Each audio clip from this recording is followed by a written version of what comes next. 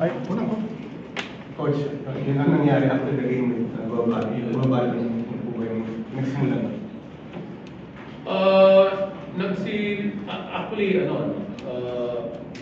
the whole story is yung referees, nung nagkamali sa amin, may nasuspend.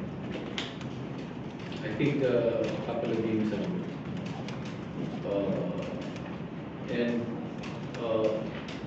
Pag yung referee naman, sa kanila nagkakamali, wala namang suspend. And I feel, as a governor, it's not his job to keep talking to the referees and in that way intimidating them. Hindi never na ginawa yun ni Atty. Mark, yung governor natin. So layo ng behavior. So maybe coaches can complain, maybe assistant coaches can complain.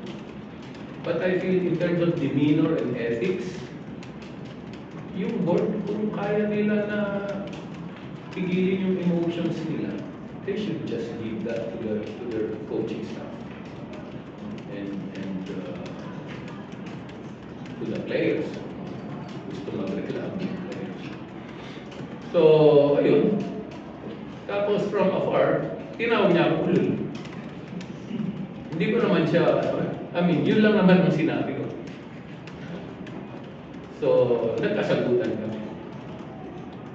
I think marami namang witness, no? Marami namang naka-witness. So I was just asking to stop talking to the referees. And then from afar, sumigaw siya. So, ganun lang. And there were a lot of witnesses. Daming witnesses. Hindi ko naman siya minura. Sabi ko lang, huwag mong kausapin ang referees. Which is a fair statement. Kasi, ano yun eh, nakaka-intimidate yun. And in a series, it's a close series. And there are a lot of calls that can determine the game. I'm protecting my team. At hindi namin never ginawa yun ni Atty. Mark sa referee. Or kahit si Boss Edison na assistant alternate governor. So, there's a delineation doon sa roles ng staff at ng officers ng management ng team. Maybe sometimes, I can, baka paminsan-minsan pwedeng madala siya ng emotion niya, but not every time. But not every time. Tao rin naman yung mga yan eh. Minsan may bugso ng emosyon mo. Pero, you cannot do that for game 1, game 2, game 3, game 4. Coach, clarify lang.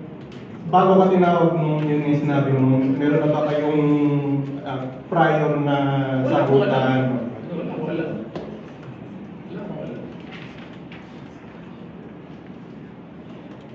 Tapos coach, nung after the game, ano yung naging usapan naman doon?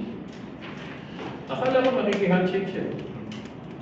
Nilipin ako si Coach King ng handshake kami. Tapos lumapit siya. Tinanong niya ako ano raw ang problema ko sa kanya. Sabi ko, wala lang ako sa akin.